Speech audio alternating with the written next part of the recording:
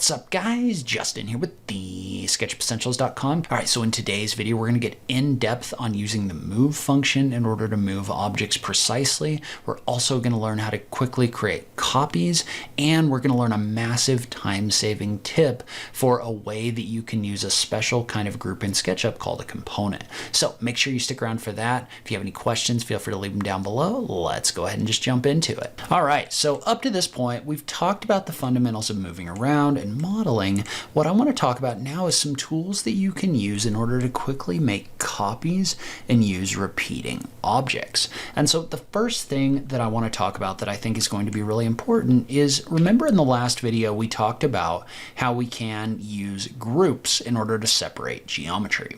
And so I'm going to tap the R key, I'm going to single click, and I'm going to move my mouse, and I'm going to type in a value of 4 foot, comma, 4 foot.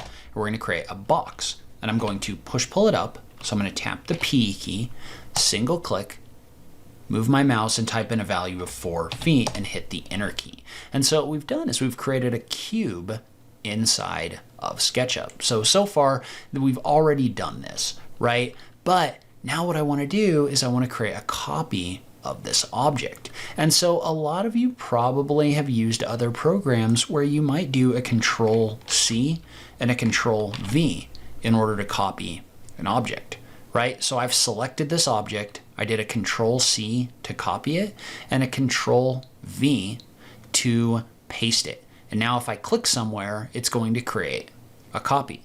And so that's fine, but notice how it's not really very precise, right? It's not giving me any kind of inferencing in a direction. It's just saying, hey, click somewhere and we'll place this object. Well, it's really hard to be precise when you're doing things like that. And so what I want to do instead is I want to use a powerful function of the move tool in order to do this. So to do this, the first thing I'm going to do is I'm going to select this object, I'm going to right click, and I'm going to make it a group. And so we've already talked about that. I'm basically doing that so that I don't have a bunch of individual geometry floating around in the space. But now, instead of doing a Control C and a Control V to copy this, I want to use the move tool to copy this. So I'm going to delete this out. And what I can do is I can activate the move tool by tapping the M key. And you can select this object first if you want to, but I'm going to select it, tap M, and notice how this toggles into the move tool icon.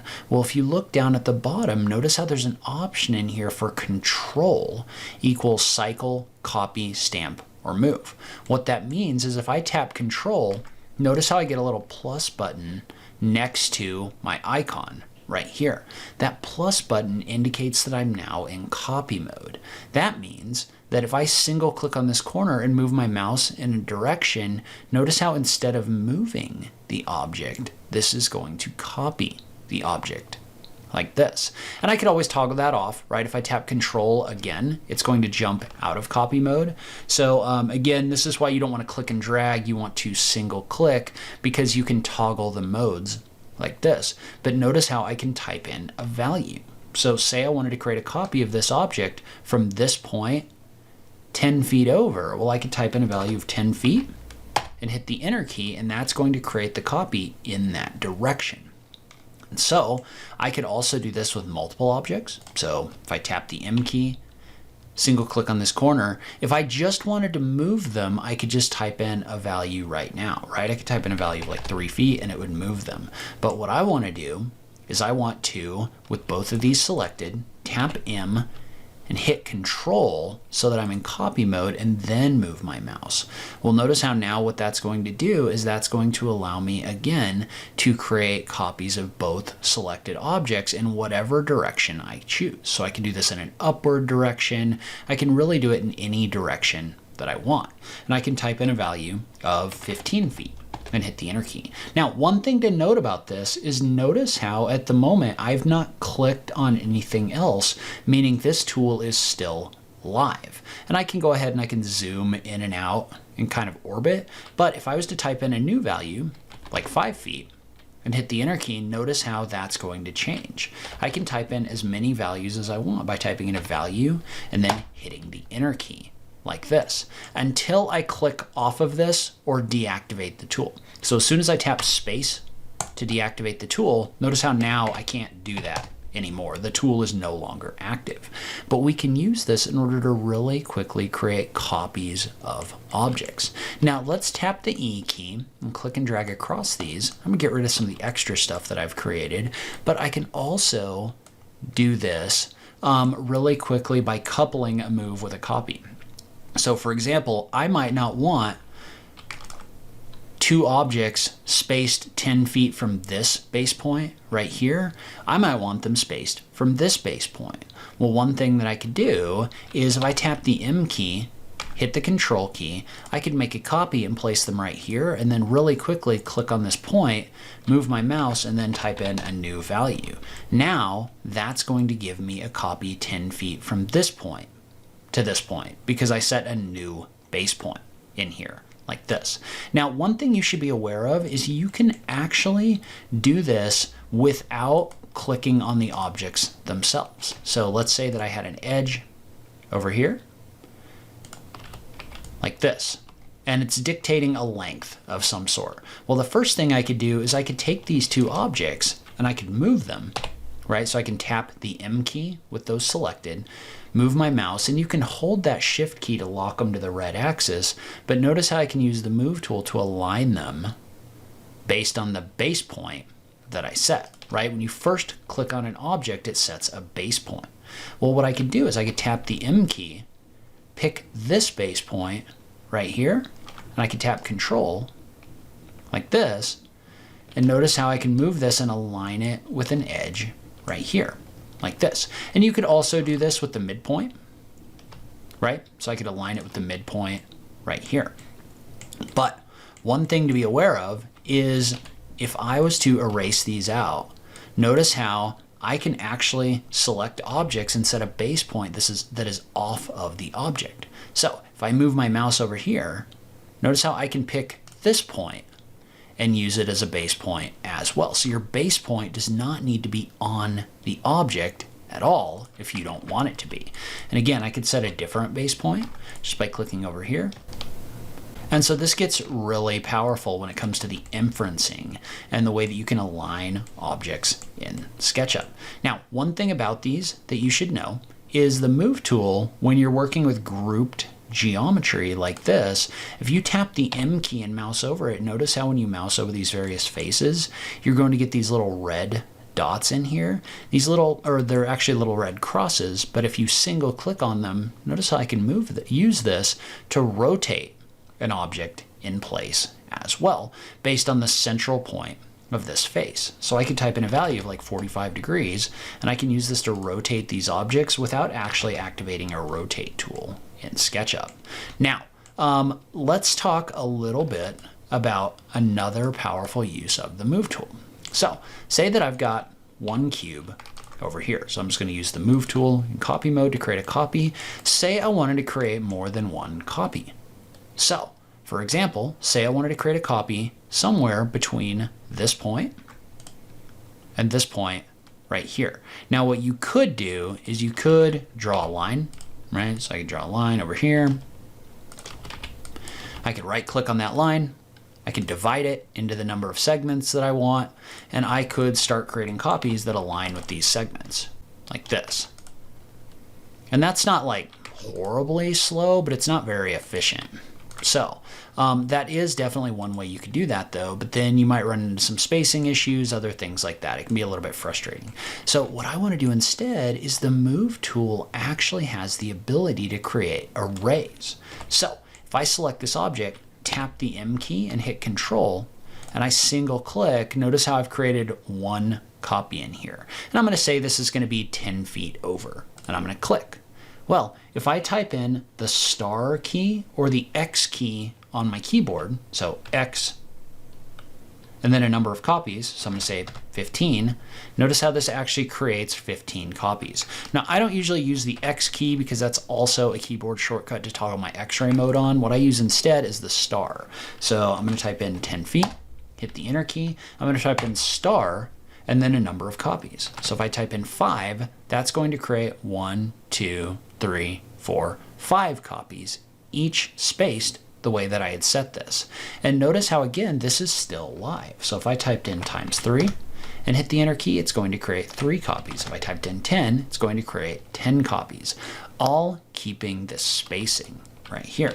Now, I'm going to use the move tool in copy mode and create a copy over here to show you something else, which is the ability to create copies between points. So we've created a multiplication array in here, but you can also, if I tap the control key, single click and move my mouse and I pick a point like this, if I type in the / and a number of copies, so if I type in divided by 5, I can create 5 copies. If I type in divided by 10, I can create 10. If I type in divided by 15, you get the idea. So you can adjust the number of copies in here between those different points just by typing in different values. And notice how if you have too many of them, it'll just overlap them. So if I type in divided by 35, you're just going to get a bunch of overlapping cubes. Not necessarily ideal, but you can do it that way if you want to. And so just for a second, let's talk a little bit about a tool that's similar to the move tool, which is the rotate tool. So the rotate tool works in a very similar way with base points. So you can activate the rotate tool either by clicking on this button right here or by tapping the Q key on your keyboard.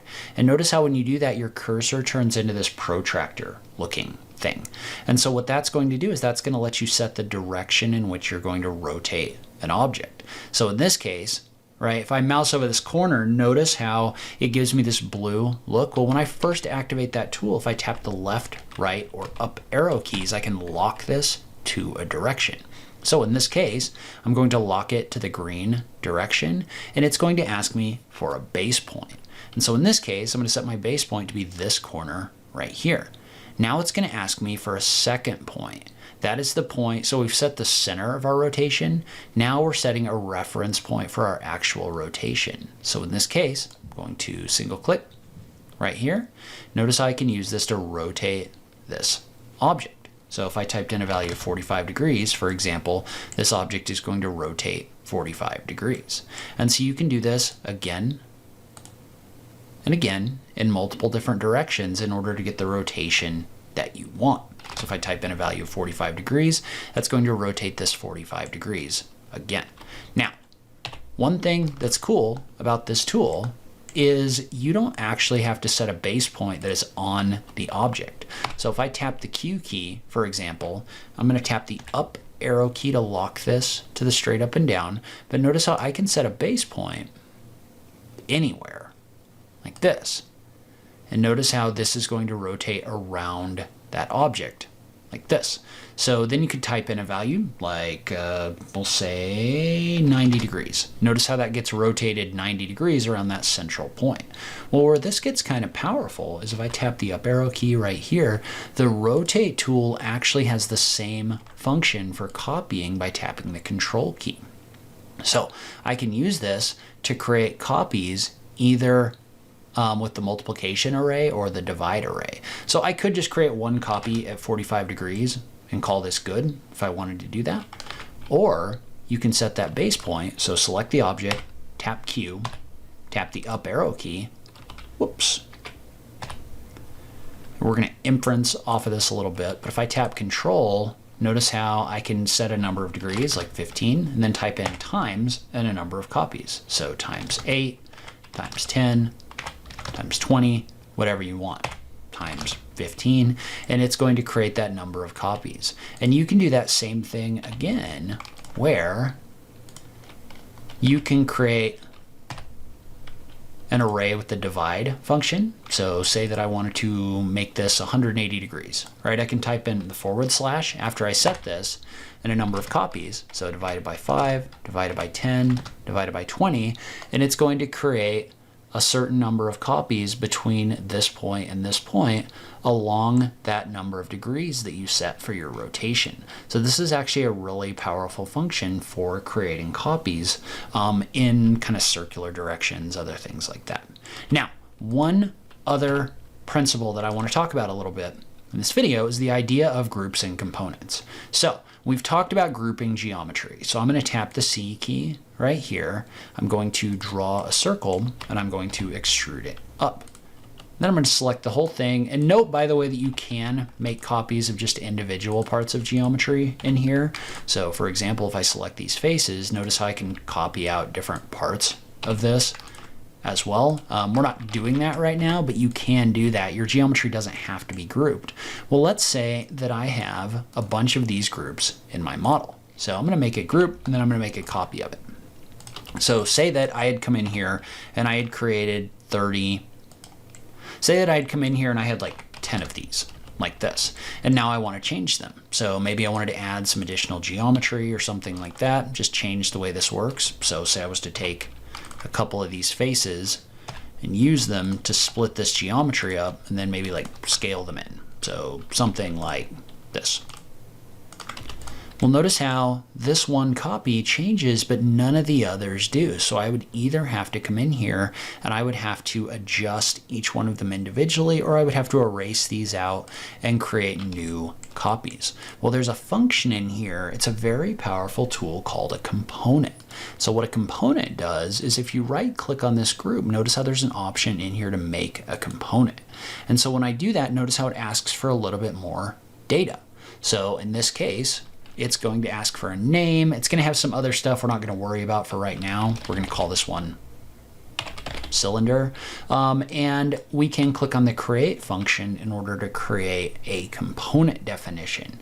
Now, notice how you want to make sure that you've checked this box for replace selection with component. Otherwise, it'll create a definition, but it won't swap this object out for the component. But I just want to name this. I want to click on create. And now I want to make copies. So I'm going to use the move tool in copy mode. We'll do divided by 7 right here. We'll notice how with these, if I double click in here to edit this, notice how when I select one of them, all of them are being selected. Well, what that means is let's say that I use the move tool in copy mode, typed in divided by 2, or divided by 3, and I selected a face. Notice how each one of those faces is being selected in all of these objects. The reason for that, and I'm going to go ahead and scale this in, the reason for that is because these are all instances of the same component. And so what that means is that basically they are linked, meaning if I change one, the others are going to change as well. And so you can kind of see this by looking at a different tool in SketchUp, which I may get into a little bit more later, but it's called the outliner. What the outliner is it's basically a list of all of the groups and components in your model. Notice how I can click on these right here, and they're going to get highlighted in this list like this. So basically, this is a visual indicator of the grouping of things in my model. And you can take things, by the way, and you can put them in larger groups. So if I was to select this, make a group, notice how now I've got a group with the cylinder groups inside of it, like this. So you can use this in order to kind of visually organize objects in your model. But and I'm going to go ahead and I'm going to right click on this and explode it in order to get rid of that group.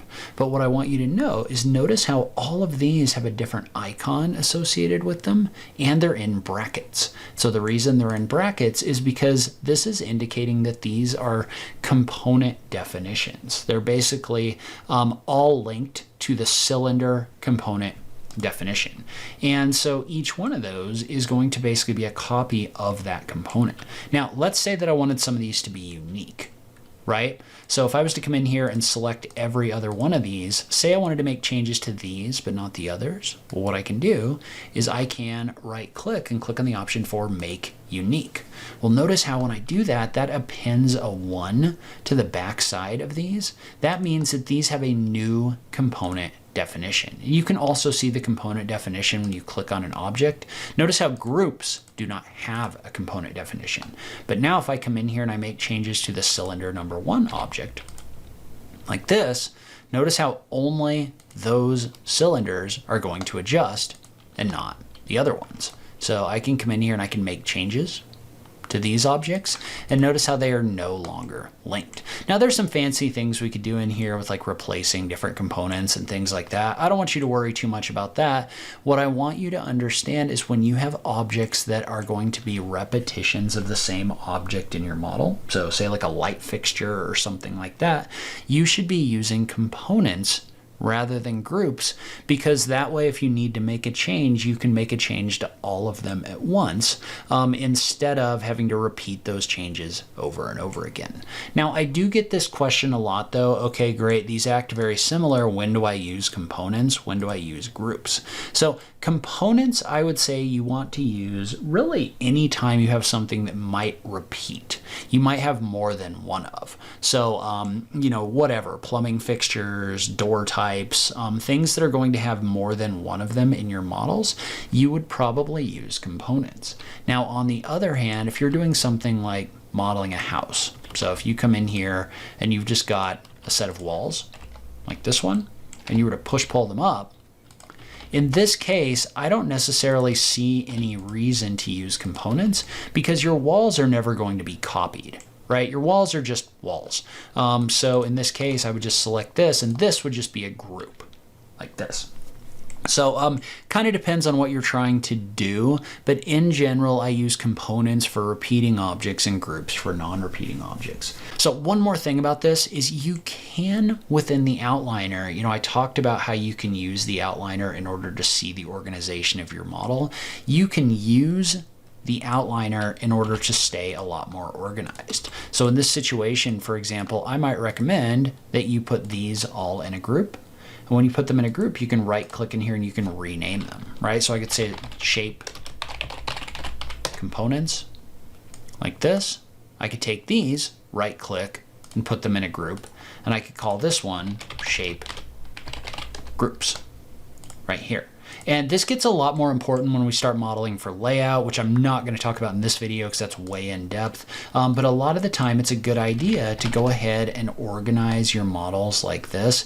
A, because it gives you the ability to get in here and toggle visibilities on and off really quickly, but B, just so you can kind of see where everything is and keep this from being a long list of things that just say groups that aren't really good for anything. So again, just right click, make group, or we're going to call this cubes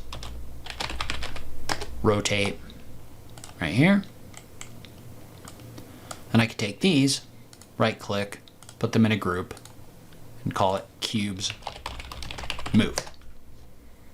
Right here. Well, now if I minimize these, notice how I have a lot more control over the organization of my model, right? So I can come in here and I can toggle the different things off. I can click in here and I can access the different groups just by double clicking on them in here. So instead of me having to do the whole double click, double click, double click in order to get in here and edit things, you can just pick the thing that you want to edit, double click on it, and you're in here and you're good to go. All right, so in the next video, we're really going to bring this together with an exercise. It's going to teach you how to model things in SketchUp, so make sure you click that subscribe button, stick around for that. I will link to that playlist on this page. If you do want some additional instruction on how to use SketchUp, you can check out my course. I will link to that on this page as well. As always, thank you so much for taking the time to watch this, and I'll catch you in the next video. Thanks, guys.